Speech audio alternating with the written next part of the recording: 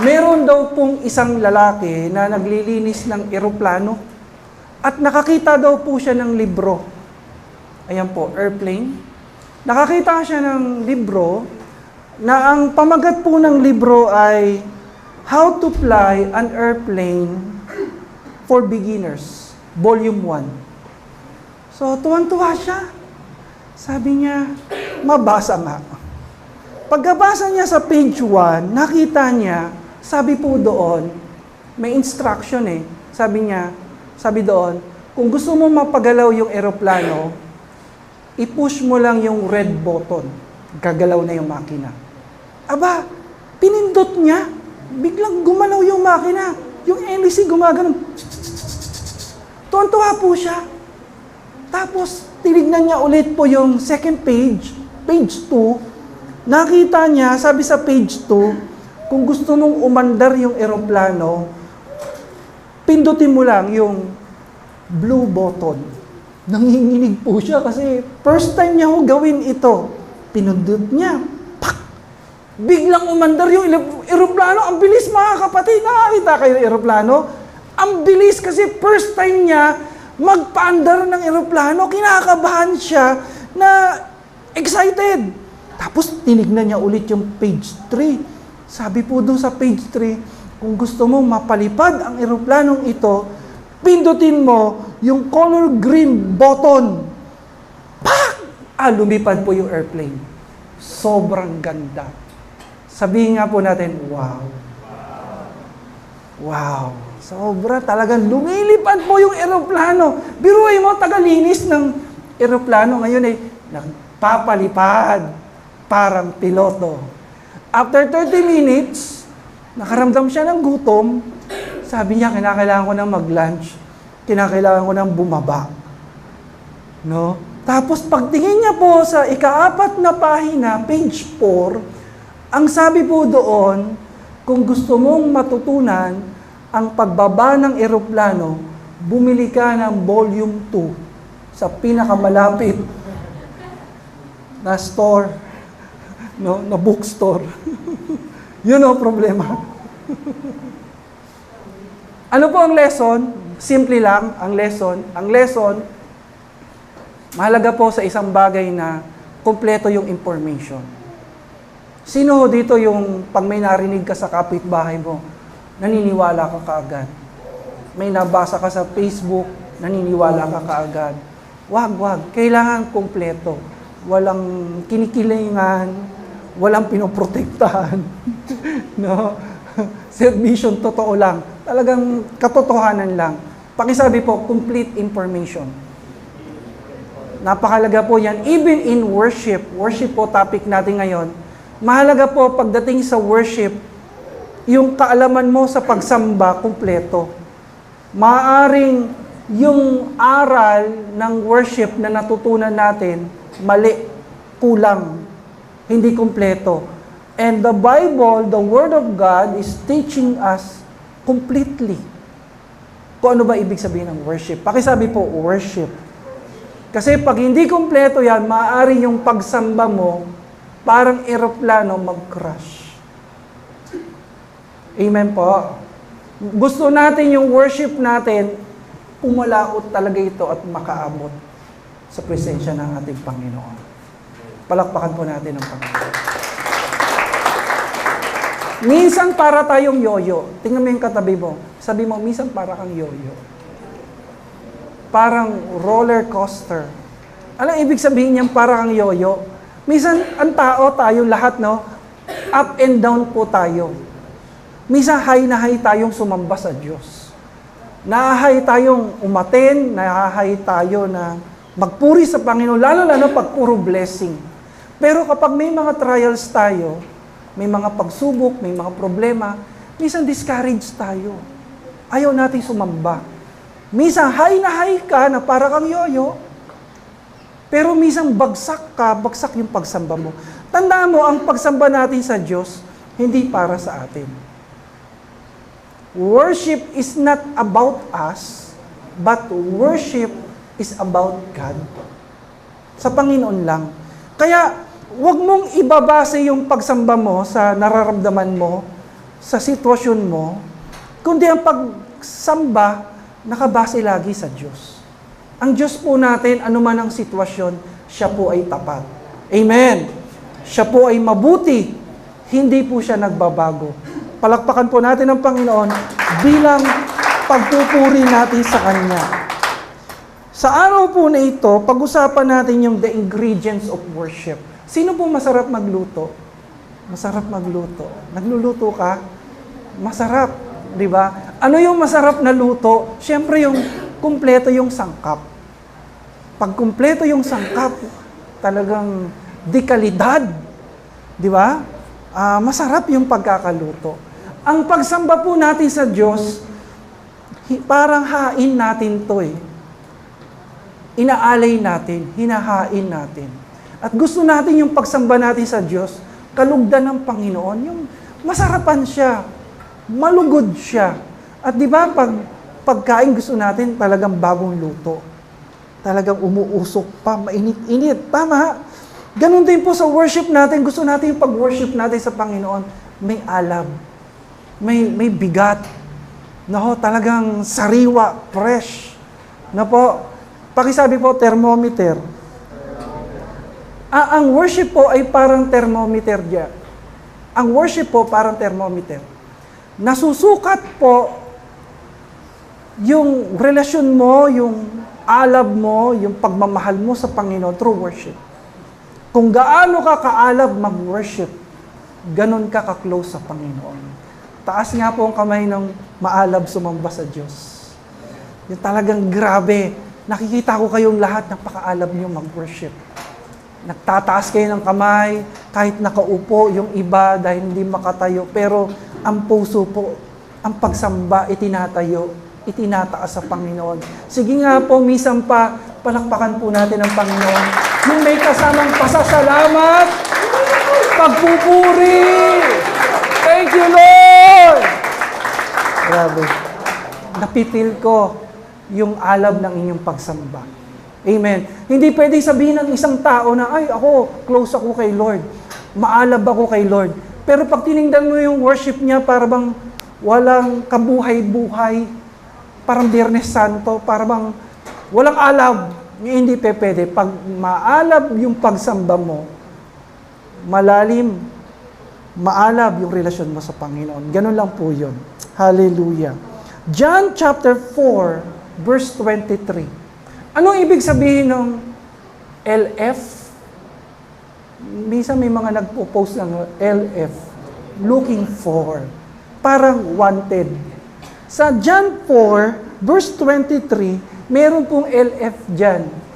Meron din pong hinahanap dyan. Ano po ang hinahanap ng Diyos? Ang hinahanap po ng Diyos, yung, pakisabi sa katabi mo, true worshiper.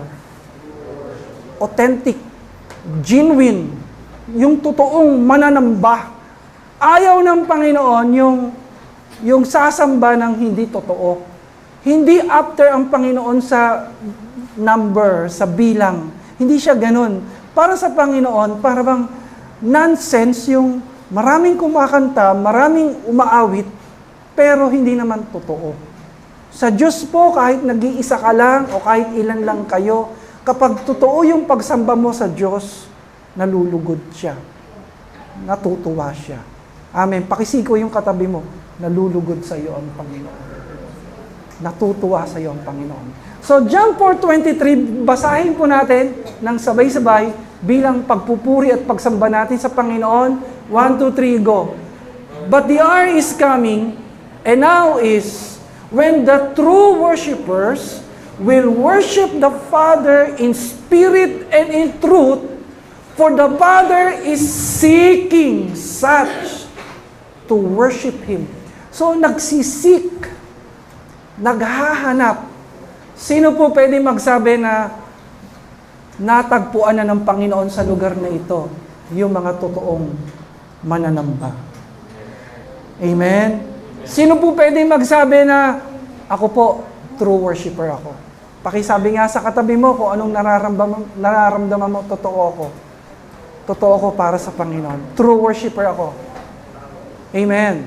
Sabi niya, worship God in spirit and in truth. bigyan lang natin ng kaunting interpretation yan, kung ano ba ibig sabihin ng worship God in spirit and in truth. Ano ibig sabihin niyan? Simple lang, no? Bibigyan lang natin ng simple. Kasi pinag-uusapan dyan, pinagtatalunan dyan sa teksto na yan, anong lugar ba dapat sambahin ng Diyos? Yung pong mga Samaritano naniniwala na dito sa mountain na ito, dapat sinasamba ang Diyos. Yung pong mga Hudyo naman naniniwala, hindi, dapat dito sinasamba ang Diyos. So, nagtatalo sila, sino ba ang tama? Dito ba sasambahin ng Diyos o dito? Ang sabi ng Panginoon, ang pagsamba sa Diyos ay pagsamba sa spirito at katotohanan. Ang ibig sabihin nun, hindi na issue ang lugar. Hindi na, sa Panginoon, hindi na mahalaga yung lugar. Sa Panginoon, ang hanap niya galing sa puso. Worship God in spirit, meaning, your worship is from your heart. Galing sa puso. Worship God in truth, ibig sabihin, ang pagsamba mo, nasa katotohanan. At sino po ang katotohanan? John 14:6, Jesus Christ is the way, the truth, and the life. So ang pagsamba natin, from our hearts, worship God in spirit, worship God in truth, ang pagsamba natin ay sa pamamagitan ng Panginoong Hesus. Kapag ang pagsamba mo, nasa katotohanan, nasa Panginoong Hesus, nasa Kanyang salita, tama pagsamba mo. Ano man pagsamba na labag kay Lord, labag sa Kanyang salita, distorted yan, hindi po tamang pagsamba yan. Hindi yan nakakaabot sa langit. Amen. Amen. Now, meron pong isang theologian, ang pangalan ay si Dr. Rick Warren. He is a theologian. Siya po ay nag-aral ng malalim sa Biblia. And he is also a pastor. Ang sabi niya, ano ba ang worship? Basahin po natin ang sabay-sabay. Worship, tignan po, expressing my love to God for who He is, what He's done, and going to do in my life. Worship is not music, sabi niya. It is a lifestyle. Silence, praying, giving, everything is worship. Lahat worship. No such thing as Christian music, just Christian lyrics, not tune. Lahat ng ginagawa natin dito, worship. Minsan nakakala ng tao ang worship yung kumakanta tayo. Pag hindi na tayo kumakanta, hindi na tayo nag-worship. Hindi po. Yung nagbabasa po tayo ng scripture, worship po yan. Yung pag-upo nyo po dyan, worship nyo yan sa Panginoon. Lahat ng ginagawa natin dito, paglilinis natin ng church, pag-aasikaso natin sa mga kapatiran, bahagi po yan ng pagsamba natin. Naiintindihan po natin? Purihin ang Panginoon. Ang sabi po ni A.W. Tozer, sino po minsan boring sa kanyang worship? Pakinggan mo, sabi niya. Sabi po niya, if you find worship boring, then you are not ready to go to heaven. Ano ibig sabihin niyan? Kapag nabuboard ka sa worship, delikado ka. Baka hindi ka biyaheng langit. Amen po. Inisip ko, ano ba ang talagang ibig sabihin niyan sa atin o sa akin o sa ating lahat? Siguro sa umpisa, boring sa atin ang worship. Sa akin po, nung umpisa, nabuboard ako sa worship. Pero habang nakikilala ko ang Panginoon, nakikita ko ang kabutihan ng Panginoon, yung blessing ng Panginoon, yung sakripisyo ni Lord sa krus, yung paghihirap niya sa krus. Habang nakikilala ko, Panginoon, para bang response po ito sa kanyang kabutihan, nakikita ko ang worship, nakaka-excite. Kasi ito lang yung pagkakataon para pasalamatan ko siya sa kanyang ginawa. Ito lang yung pagkakataon para maisigaw ko yung nararamdaman ko para purihin siya at pasalamatan siya sa lahat ng kanyang ginawa. Minsan parang boring. Tignan mo yung katabi mo, naboboard. Pero kapag nagiging intimate na yan, nakikilala niya na ang Panginoon, nai-inlove na siya sa Panginoon, hindi na ho makakatulog yan. Hindi na ho mabubuhay yan nang hindi sumasamba. Parang sa relationship, hindi naman kagad in love ka dun sa tao. Tama po? Minsan mabuboard ka sa kanya, minsan di mo siya papansinin. Pero kapag tinamaan ka, kapag na-inlove ka dun sa tao, para bang mapapansin mo yung oras, para bang 3 oras na kayo nag-uusap, 5 oras na, pero parang pakiramdam mo 5 minutes pa lang. Bakit? Kasi nagiging close ka na dun sa tao, napapamahal na siya sa'yo. Tama po? Ganon din po sa worship. Kapag tayo ay sumasamba sa Panginoon at nararanasan natin yung kabutihan ng Diyos, yung tugon ng Panginoon, yung biyaya ng Panginoon, wow! Sasabihin natin na, Lord, kulang pa itong ginagawa ko para suklian kita. Palakpakan nga natin ang Panginoon. Purihin po natin ang Panginoon. Hallelujah. So what is worship? What are the ingredients of worship? Number 1, ang sabi po dyan, worship is an expression of your love for God. Yung pala unang-una. Kapag sumasamba ka, nag-e-express ka ng pagmamahal mo sa Diyos. Sabi ng Biblia, you shall love the Lord thy God with all your heart. Kaya hindi nakaka-bored. Kaya hindi nakakapagod. Kasi mahal mo si Lord. Tanungin mo ang katabi mo, mahal mo ba Panginoon? Pag mahal mo Panginoon, excited ka. Masisihan ka. Amen? Actually po, may mga tao magsasabi na, ay, nakaka-bored ang worship. Boring ang worship. Pero sasabihin natin sa kanila na wala akong karapatan magsalita ang isang tao na boring ang worship. Actually, delikado yan eh. Baka masaktan mo ang Panginoon. Kasi para ba kanino worship? Para kanino po ang worship?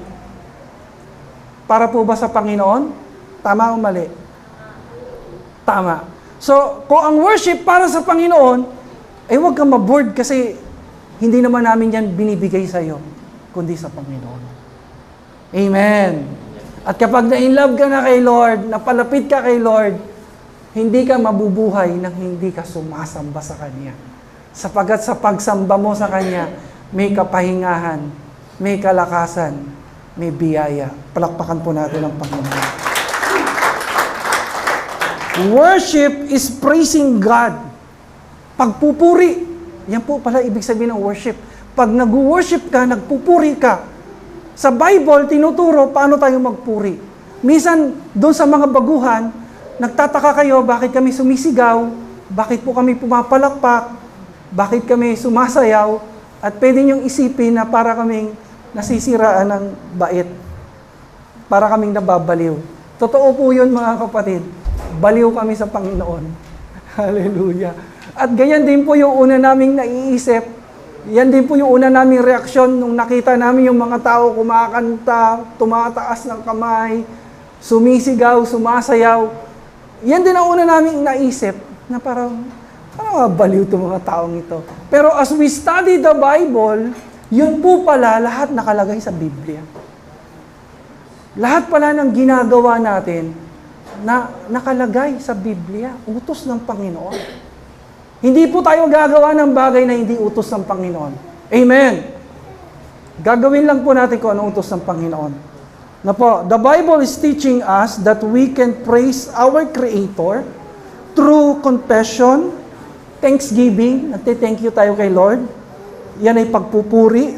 Through confession, thanksgiving, singing, dancing, clapping our hands, lifting up our hands. Yan pala ituro ng Panginoon. Pag nagtataas ka ng kamay, nagpupuri ka kay Lord. Ano pa po? Through shouting, sumisigaw tayo, or reading the Word of God, the passage. At ang sabi pa po, and anything that we are doing for His glory. Actually po, lahat ng ginagawa natin, kapag inalay mo sa Panginoon, worship mo yon. Pagpupuri mo yon. Sino po nagtatrabaho po dito? May trabaho. Ialay mo sa Diyos yung trabaho mo. Lord, lahat ng gagawin ko sa trabaho ko, para sa kapurihan mo. Worship yun. Amen. Sino po mga estudyante? Taas ang kamay. Para hindi ka tatama rin, ito isipin mo. Yung pag-aaral mo, alay mo sa Diyos. Lord, Itong pag-aaral ko, alay ko to sa'yo. Worship mo yan. Amen. Sino minsan nakukulitan sa ating mga anak? Mga anak ko, kukulit. Ganyan ba nararamdaman mo? Yung duty mo bilang nanay, alay mo sa Diyos. Duty mo bilang asawa, ano man yung ginagawa mo, ialay mo sa Diyos. Everything you do. Lahat ng gagawin mo for His glory, at yan ay pagsamba mo sa Panginoon. Palakpakan po natin ang Panginoon. Ialay po natin yan sa Diyos bilang papuri at pagsamba natin. Worship is powerful. Pakisabi sa katabi mo, huwag kang panghinaan, may sandata tayo. Huwag kang panghinaan. Isa sa sandata na binigay sa atin ng Diyos, pagsamba. At ang pagsamba po ay isa sa pinakamakapangyarihang sandata na bigay ng Diyos. Amen. Tingnan niyo po sa Biblia, from Old Testament down to New Testament, magtataka ka, digmaan pero may kantahan. May mga pinagpe-pray na problema, pero bakit may kasamang kantahan? Kasi nga po, worship po is a powerful weapon. Once na nag-worship tayo, kumikilos ang Diyos. Gumagawa ang Diyos. Kaya lang po, ang laban po noon sa laman, sa lupa, sa pisikal. Ang laban po ngayon, sabihan mo yung katabi mo, dito ang laban. The battle starts in our minds. Dito na laban eh. Kung ano-ano nang naiisip mo. Kung ano-ano mga negative thoughts, toxic thoughts, natatakot ka, nag-aalala ka, pinanghihinaan ka, naiinggit ka, naiinis ka, nagagalit ka, lahat dito. At nadudurog po yan, nawawasak ang lahat ng yan sa pagpupuri. Pag nagpupuri ka, nagkakaroon ka ng kagaanan, kagalingan, kalakasan. Purihin ang Panginoon. Hallelujah. Worship is a powerful weapon. Sino po dito walang pera ngayon? Wala kang pera? Subukan mong umawit at magpuri sa Diyos. Bubuhos ng Panginoon ang kanyang pagpapala sa iyo. Totoo po yan, mga kapatid. Ano man problema mo, may sakit, subukan mo magpuri sa Diyos. Ibubuhos ng Panginoon ang kagalingan. Ano man, mayroon po nagtatanong kung meron daw po ba tayong alam na sanglaan. Sanglaan. Kasi gusto daw po niyang isangla yung problema niya para ma-convert na pera. No? Kung may isasangla lang daw sana yung problema para maipera niya. No? Ang reaksyon ko po ganito. Yung problema mo, nagwo-worry ka, turn your worry into worship. Ano man yung nararamdaman mong negative emotions, trials, problems, mag-worship ka, and God will turn your battle into blessing.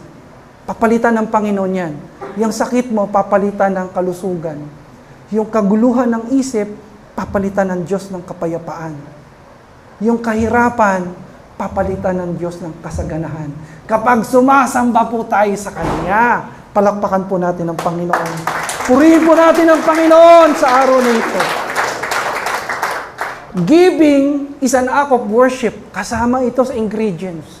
Once na tayo ay nagbibigay, ito ay pagsamba natin sa Diyos. Pagsambayan sa Diyos. Sabi nga po, ang pagbibigay, hindi po ito issue. Giving is not an issue sa mga umiibig. Sino po dito naranasan ng umibig, magmahal? Andre, ayun si Andre. Talagang kikita mo. In love kay Tricia. Na hindi po issue po ang pagbibigay sa umiibig. Pero kapag wala kang pagmamahal, mahihirapan ka magbigay. Mahirapan ka. Kaya may mga tao po ayaw nang nagbibigay sila sa gawain ng Diyos, ayaw nang nag-aalay sila, ayaw nang nag-o-offering sila. Alam mo problema, hindi naman problema yung wala kasi kaming pera eh. Hindi problema yung mahirap lang kami, maliit lang yung sweldo namin. Ang problema po, wala ho yung pagmamahal pa. Wala pa siyang nararamdaman ng pagmamahal sa Diyos, sa church, sa kapatiran. Kasi, tingnan niyo po tayo, hindi issue sa atin ito. Kasi, mahal natin ang Panginoon. Amen? Mahal natin ang gawain ng Diyos. Kaya para sa atin, pag tayo nagbibigay, parang nakakaramdam pa nga tayo ng kulang. Ako po, yun po talaga, honestly, ang nararamdaman ko mula nung naging Kristiyana ako, every time na nagbibigay ako, nakakaramdam ako ng kulang. Bakit? Kasi hindi mo pwedeng tumbasan yung blessing, yung goodness, yung mercy ng Panginoon. Amen! Hindi natin pwedeng talunin ang Diyos sa pagbibigay. Kaya, ang sabi ng Biblia, John 3:16, for God so loved the world that He gave His only begotten Son. Kaya ba natin tapatan yun? Hindi eh. Di ba? Binigay niya yung kanyang buhay, yung kanyang anak, para bayaran yung ating mga kasalanan. Kaya mula nung naging Christian po ako, every time na nagbibigay ako, hindi ako nakakaramdam ng para bang, nakapagbigay ako. Hindi eh. Ang isip ko, Lord, i-bless mo pa ako. Pagpalain mo pa ako para makapagbigay pa ako ng higit pa dito. Hallelujah. Amen? Actually po, pag binasa mo Biblia, sa lumang tipan, pag sumasamba yung tao, sumasamba yung mga tao, nag-aalay talaga sila. Every time na may worship, meron po laging pag-aalay. Wala pong pagsamba na walang pag-aalay. Wala pong ganun. Walang ganun. Amen? Kahit yung mga sumasamba sa mga ribulto, sa mga Diyos-Diyosan, nag-aalay yan. Mga handa, mga pagkain, kung ano-ano pa. Tingnan niyo ako saglit.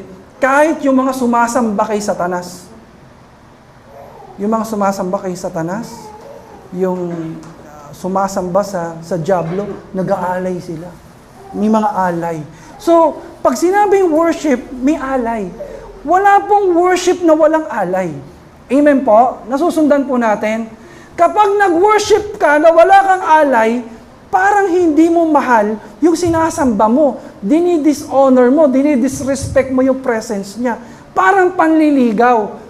Pag nanligaw ka, nakakahiya, umakyat ka ng ligaw, magpapahayag ka ng pagmamahal, wala kang alay, wala kang dala.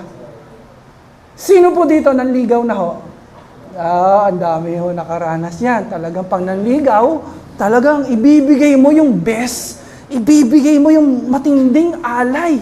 Dahil yun ay nagpapakita at nagpapahayag ng iyong pagmamahal.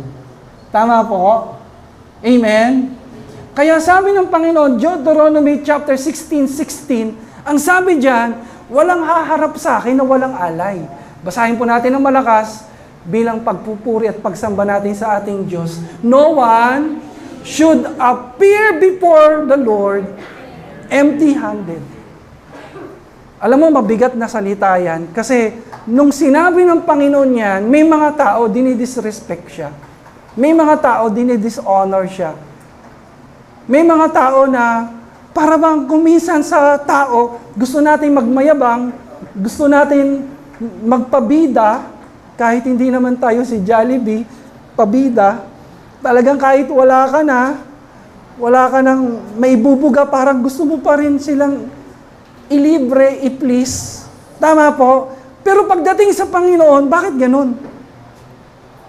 Hindi pwedeng sabihin na, Panginoon, naintindihan mo naman ako, hindi po ganun.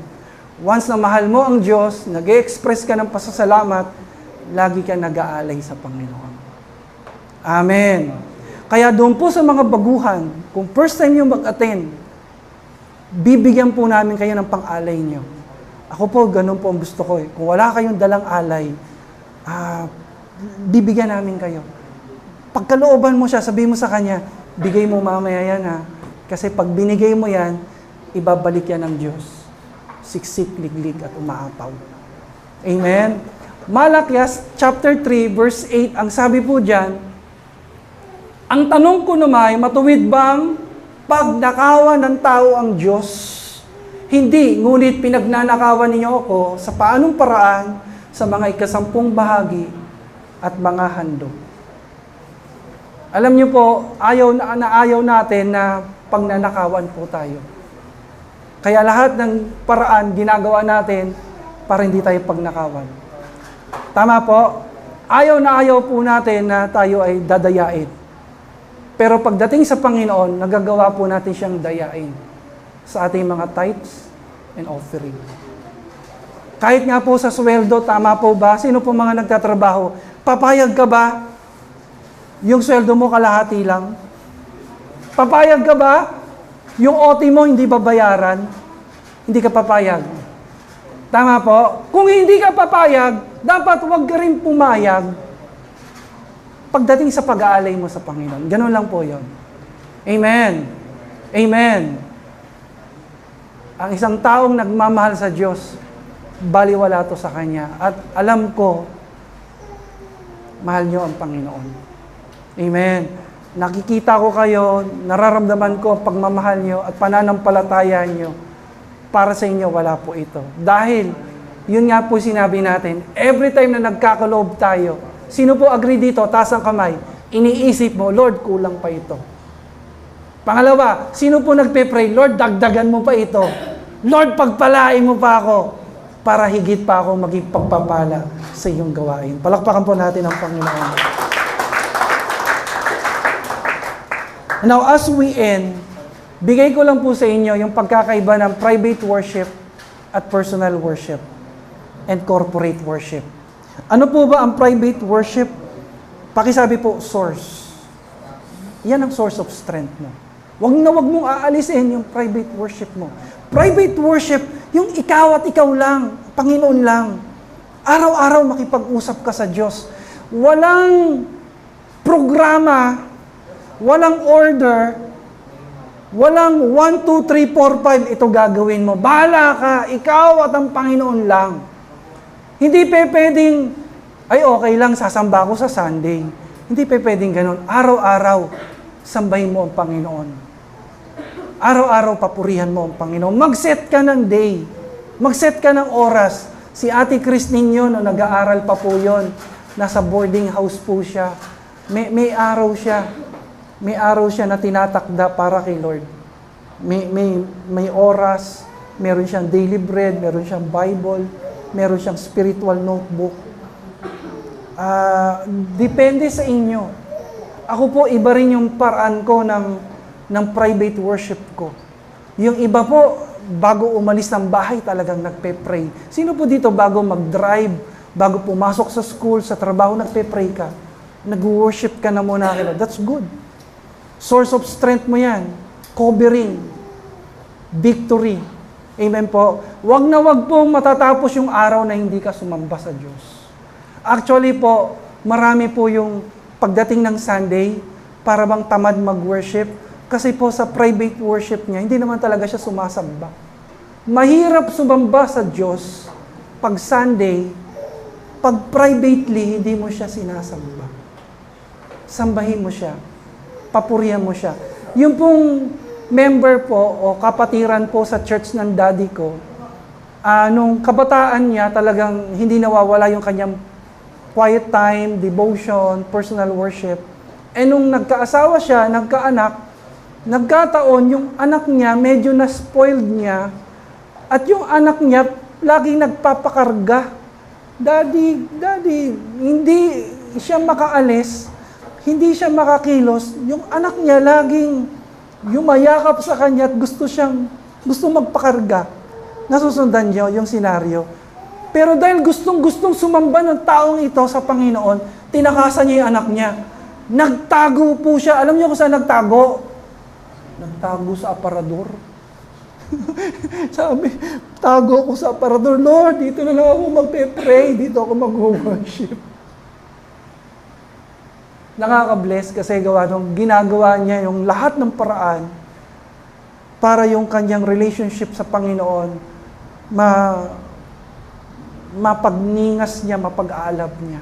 Pero ako po, mas gusto ko po yung kahit yung anak natin habol sa atin, pakita mo kahit magulo siya, kahit maingay, pakita mo sumasamba ka sa Diyos. Pakita mo pa rin. Kasi kahit kaunti, kahit dahan-dahan, ma-adapt niya yan. Ganon yung ginawa ng tatay ko sa akin, at ngayon ganon ang ginagawa ko sa mga yan, sa mga bata. Okay lang sa akin na makita nila akong sumasamba. Mas gusto ko nga makita nila akong Napupuspos ako, nagtataas ang kamay, nagbabasa ng Biblia, kasi nahahawa sila. Totoo po yan. Very effective. Hallelujah. Now, ano naman po ang corporate worship? Ano pagkakaiba ng private worship? Corporate. Simple lang. Private worship, ikaw lang. At saka ang Panginoon. Corporate worship, every Sunday, sama-sama tayong sumasamba sa Diyos. Naglalaan tayo. Sabi ng Biblia, you shall work for 6 days. Pero pagdating ng ikapitong araw, pagdating ng Sunday, Resurrection Day, para to sa Diyos. Ilalaan mo ito para sa Diyos. Anong pagkakaiba niyan? Siyempre, simple lang, sa corporate worship, pakisabi sa katabi mo, kasama kita. Magkakasama tayo. Amen. Magkakasama tayo. Corporate worship yan. Ang kagandahan sa corporate worship, nagpapalakasan tayo. Amen. Now, one more thing. Worship is service. Ang sabi diyan. Romans 12:1, ang sabi diyan, ialay mo sa Diyos ang lahat, ang buhay mo. Bilang handog, bilang alay, at paglilingkod sa Diyos. Wow! Mga kapatid, kagandahan po, lahat ng paglilingkod na ginagawa natin dito, worship natin sa Panginoon. Worship natin. Nung araw, ang alay nila, mga tupa, mga baka, pinapatay po yan, inaalay sa Diyos. Ngayon, ayaw na ng Diyos ng mga ganyang alay. Kasi tinapos na yan ni Kristo. He is the Lamb of God who was slain for our redemption. Pakisahawakan yung katabi mo, ikaw na ngayon ang alay. Yung gusto ng Diyos, yung buhay na alay, ikaw ang iaalay. Yung paglilingkod mo, pagsamba mo yan sa Diyos. Lahat ng gagawin po natin paglilingkod, alay natin sa Diyos.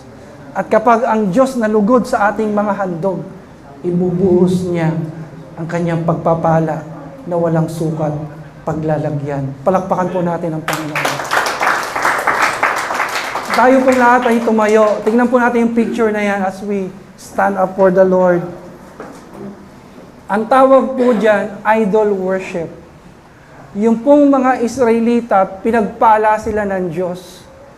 Wala silang pagkain, wala silang maayos na buhay. They were slaves. Ang ginawa ng Diyos, pinalaya po sila from Egypt, from slavery. Binigyan sila ng kayamanan. At ang sabi po ng Biblia, nung si Moses po tinawag ng Diyos sa Mount Sinai para isulat sa tablet. Noong araw pala may tablet na. 2 tablets of stone. Isulat yung 10 Commandments.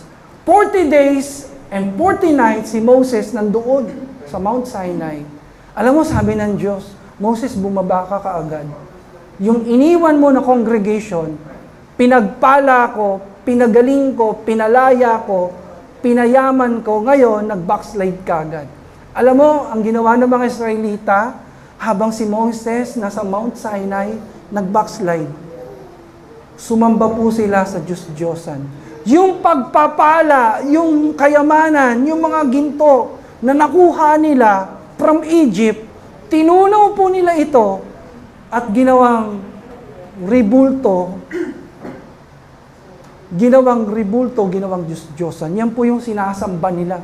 Kinakantahan nila, inaalay nila, pinupunas-punasan nila, dinadasalan nila at nagalit po ang Diyos. Ang tanong po, why God hates idol worship? Bakit galit na galit ang Diyos sa idol worship? Makikita niyo po, sa Old Testament, pinaparusahan. Sa New Testament, tinatapon sa impyerno. Sabi ng Biblia, itatapon ko sa impyerno, sa dagatang apoy, lahat ng sumasamba sa Diyos-Diyosan. Sabi ko, Lord, bakit ka galit na galit dito? Alam mo, pinakita ni Lord, mahal tayo ng Diyos. Mahal tayo ng Diyos. Kaya pala siya galit sa idol worship. Mahal tayo ng Diyos. Pakisabi sa katabi mo, mahal tayo ng Diyos. Yun pala dahilan. Ayaw pala ng Diyos na may kahati siya sa puso mo. Yun pala yun. Ayaw ng Diyos. Sacred sa Kanya, worship. Pwede niyang i-share yung mga blessing, pero pagdating sa worship, hindi siya papayag na may kahati siya. Parang masiselang bahagi, masiselang bagay na meron tayo. Hindi tayo papayag na may ka-share tayo. Atin lang yun. Tama po? Sino dito papayag yung toothbrush mo, hihiramin ng kaklase mo? Sacred yan. Para sa iyo lang yan. Laliman pa natin, asawa mo para lang sa iyo. Kung kasama mo, asawa mo, sabihin mo sa kanya, para ka lang sa akin. Hindi kita i-share. Hindi kita i-share. 100% para lang ako sa iyo at para ka lang sa akin. Ganun pala katindi yung pagmamahal ng Panginoon. Kaya pala siya galit sa pagsamba sa Diyos-Diyosan kasi ayaw niya na may kahati siya sa puso mo. Amen. Sa panahon po natin ngayon, napakarami pong idols. Ano po yung mga idols? Lodi daw. Hindi po Lodi. Binaligtad lang Idol, Lodi. Sa panahon natin ngayon, napakaraming Diyos-Diyosan. Bisyo, pwedeng maging Diyos-Diyosan. Anumang bagay na pinapahalagahan mo, inuubusan mo ng oras, resources mo, doon na umiikot ang buhay mo, idol po yan. Bisyo po, idol yan. Sisirain niya buhay mo. Barkada, pwedeng maging idol. Relationship, may boyfriend ka, girlfriend ka, parang siya na yung Lord, siya na yung nasusunod, idolatry mo yun. Amen po. Trabaho, pwede maging idol. Di ka na nakaka-worship dahil sa trabaho. Pag-aaral, pwede maging idolatry. Kapag natitigilan ka na mag-serve dahil dyan. Blessing yan, pag-aaral, trabaho, blessing. Dapat maging tungtungan yan para lalo ka pang sumamba sa Diyos. Bakit galit ang Diyos sa Diyos-Diyosan? Mahal ka niya at mahal niya ako. Dahil alam ng Diyos, tingnan niyo ako saglit, tapos na ako, may DNA po tayo. Bilang tao, siya po ang lumikha sa atin. Meron po tayong pangangailangan. Kailangan mo ang asawa, kailangan mo kaibigan, kailangan mo pagkain, tubig. Pero meron po tayong pangangailangan na niligay ng Diyos, pagsamba. Alam ng Diyos, pag hindi mo siya sasambahin, sa iba ka sasamba. Sarili, pwedeng sambahin ang sarili. Tao, pwede sambahin. Marami pong pwedeng maging Diyos-Diyosan. At ayaw ng Diyos na sumamba ka sa hindi totoong Diyos kasi manghihina ka. Ayaw ng Diyos manghina ka. Pakisabi sa katabi mo, ayaw ng Diyos manghina ka. Marami na pong gawa niyan. Tumalikod sa Panginoon. Hindi na nag-worship sa Panginoon. Umikot na yung buhay nila sa mga gawaing sanlibutan. Nang hina po sila. Sinumpa ang buhay nila. They were under curse by a curse. Pakisabi sa katabi mo, ayaw ng Diyos pumangit ka. Totoo po yun. Kaya siya galit sa idolatry. Kasi alam ng Diyos, sabi ng Biblia, kung sino yung sinasamba mo, matutulad ka sa Kanya. Amen? Masarap po sumamba sa Panginoon. Kapag sumamba ka sa totoong Panginoon, matutulad ka sa Kanya. Mababago buhay mo. Tingnan mo yung katabi mo, kamukha mo si Lord. Ang bait-bait mo ngayon. Pero pag hindi ka sumasamba, para kang halimaw. Lumalabas ang pangil sa'yo. Ang pakpak, ang buntot. Ganun pala ang Diyos. Kaya pala ayaw niya na malayo tayo sa Kanya. Amen? Hindi dahil sa Diyos ako dapat sambahin niyo ako. Nilikha ko kayo. Worth it lang na ako ang sambahin. Hindi pala yun ang dahilan ng Diyos. Kasi po, kahit hindi natin sambahin ang Diyos, hindi po nababawasan yung Kanyang pagka-Diyos. Kahit di ka sumamba, kahit di ka mag-attend, kahit tumigil ka na, Diyos at Diyos pa rin siya. Ang pagsamba para sa iyo. Sabi mo sa katabi mo, para sa iyo yan.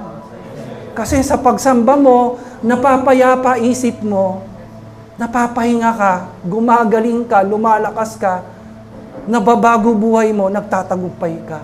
Amen. Pwede po ba natin itaas ang ating mga kamay? At ibigay natin ang pinakamataas na pagsamba sa Panginoon. Makipag-ugnayan tayo sa Panginoon. Sabihin natin, Panginoon, Ikaw lang ang sasambahin ko. Ikaw ang totoong Diyos. Ikaw ang nag-iisang Diyos. Sasambahin kita sa Espiritu at katotohanan.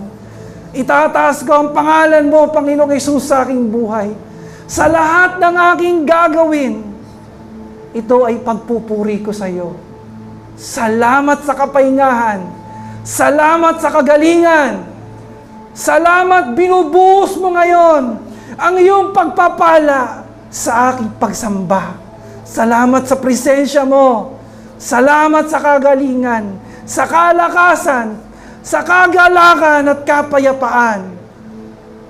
Salamat sa pangalan ni Jesus. Amen and amen.